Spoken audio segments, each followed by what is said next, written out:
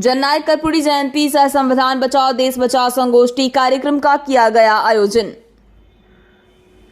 मधुबनी जिले के जयनगर अनुमंडल मुख्यालय स्थित किसान भवन में राजद द्वारा आयोजित जननायक कर्पूरी सह संविधान बचाओ देश बचाओ संगोष्ठी कार्यक्रम के अवसर पर जननायक कर्पूरी ठाकुर के तैलचित्र पर माल्यार्पण करने के बाद राजद के राष्ट्रीय उपाध्यक्ष सह पूर्व केंद्रीय मंत्री देवेंद्र प्रसाद यादव ने कहा कि देश की विडंबना है कि केंद्र की भाजपा सरकार तीन टांगों पर खड़ी है।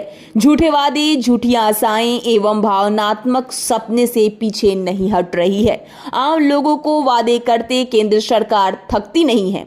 जुमलेबाजी करने में भी महारत हासिल है। इस देश के चौकीदार 8 सालों तक राजपथ पर चले हैं।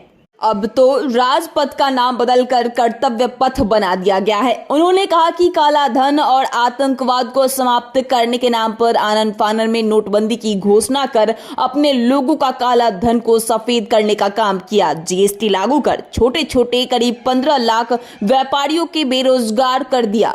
बढ़ती महंगाई, लगातार रसोई गैस, पेट्रोल, डीजल की कीमतों में बढ़ोतरी ने देश की आम जनता को परेशानियों में डाल दिया है के साथ अन्य बातें कही।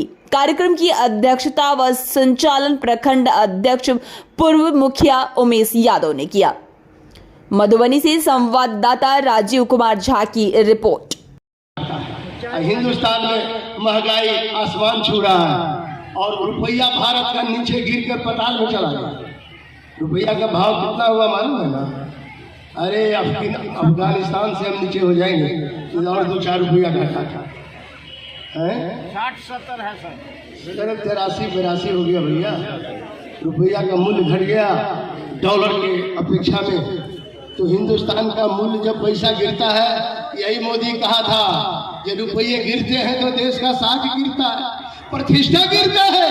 अब देश का प्रतिष्ठा बढ़ रहा है क्या? मैं क्यों संविधान खतरे में है, मैं इसलिए कह रहा हूँ। देश का चौकीदार आज देश को गलत दिशा में ले जा रहा है। बुनियादी मुद्दों से भटका दिया, महंगाई से भटका दिया, बेरोजगारी से भटका दिया। 2.5% बेरोजगारी था, आज देश में 22% बेरोजगारी हो गया। मैं आपसे इसीलिए निवेदन करता हूँ, किसान का कर्जा माफ नहीं हुआ, लेकिन इनके जो मित्र हैं, अडानी अंबानी तो हैं ही, और भी कुछ अरबपति मित्र हैं। इन सब अरबपतियों मित्रों को 11 लाख करोड़ रुपया माफ कर दिया। बैंक का कर्जा माफ किया। आप बैंक से कर्जा लेते हो 50,000 रुपया, किसान तो आपका बैंक खोला जाता है, आपका जमीन मॉर्गेज होता है, आपको नोटिस जाता है। गरीब का, किसान का 50,000 रुपया किसान का कर्जा माफ नहीं होगा।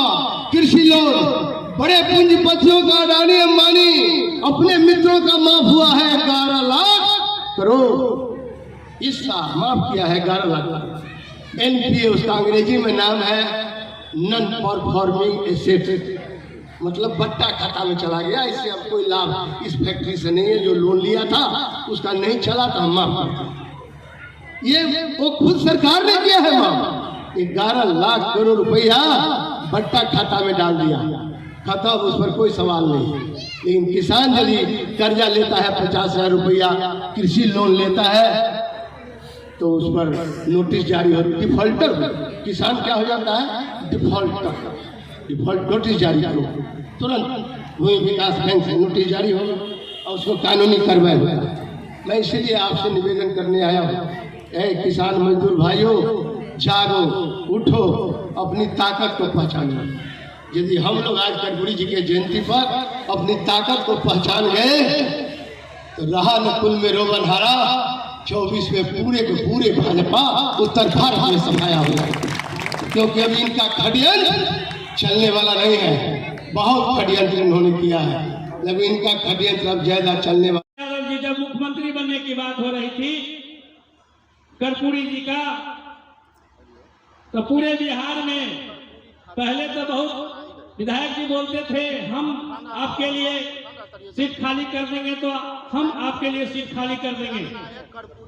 लास्ट में ऐसा समय हुआ, जो हमारे अतिथि हैं आदरणीय देवेंद्र प्रसाद यादव जी, वो फुलपरास से जीते हुए थे।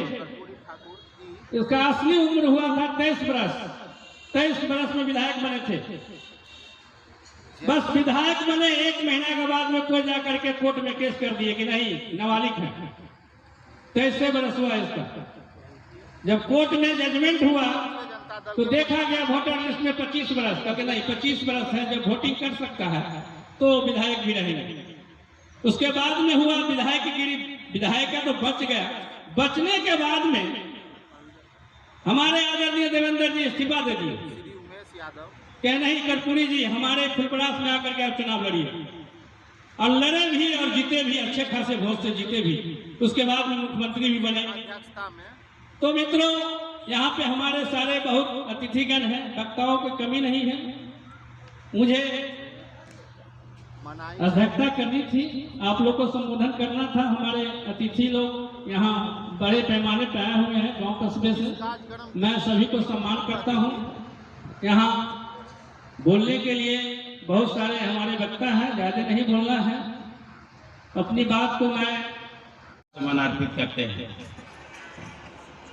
मित्र साथियों, कर्पूरी जी का आज जयंती समारोह है। कर्पूरी जी जो समाज के वंचित लोग हैं, जो समाज के पिछड़े अति पिछड़े जो कमजोर लोग हैं,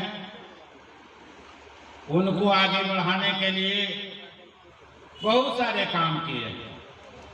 उनके कार्यों को इस मंच से कोई 10 मिनट, 1 घंटा, आधे घंटे में नहीं गिना सकता है, क्योंकि किसी व्यक्ति के व्यक्तित्व और उसके जीवन का पूरा कृतित्व कोई आध घंटा में इतने बड़े महान हस्ती, महान विभूति रहे हैं, उनके बारे में 1 आध घंटे में क्या कहा जा सकता है। उसमें भी हमारे जैसे छोटे लोग इतने बड़े महान आत्मा के बारे में हम कैसे सब कर सकते हैं। लेकिन जो थोड़ा बहुत जानते हैं कुछ आपके सामने रखना चाहते हैं, क्योंकि हमको खजौली, बासोपट्टी सब जगह जाना है, समय का अभाव है। इसी बीच में कर्पूरी जी गरीब के दुख से हमेशा दुखी रहते थे, पिछड़ों की पीड़ा से हमेशा पीड़ित रहते थे। ये अमित जी बोले थे कि पढ़ाई लिखाई में हम लोग पढ़े हैं तो 6ठा क्लास में देवेंद्र बाबू भी 2.5 रुपया वेतन दिए होंगे। हाई स्कूल में 4.5 रुपया वेतन लगता था, और वो पैसा लोग नहीं देते थे तो उनका नाम कट जाता था, और शिक्षक छड़ी लेके उनको स्कूल से खदेड़ के भगा दिया जाता था। हम लोग पढ़े हैं, हम उसके भुक्तभोगी हैं। देवेंद्र बाबू भी होंगे, प्रोफेसर मंडल साहब को सब जानते होंगे। तो उस समय उन्होंने महसूस किया लोग 2.5 रुपया, 4.5 रुपया देने के परिस्थिति में नहीं थे, उनकी हैसियत नहीं थी, तो लोगों का नाम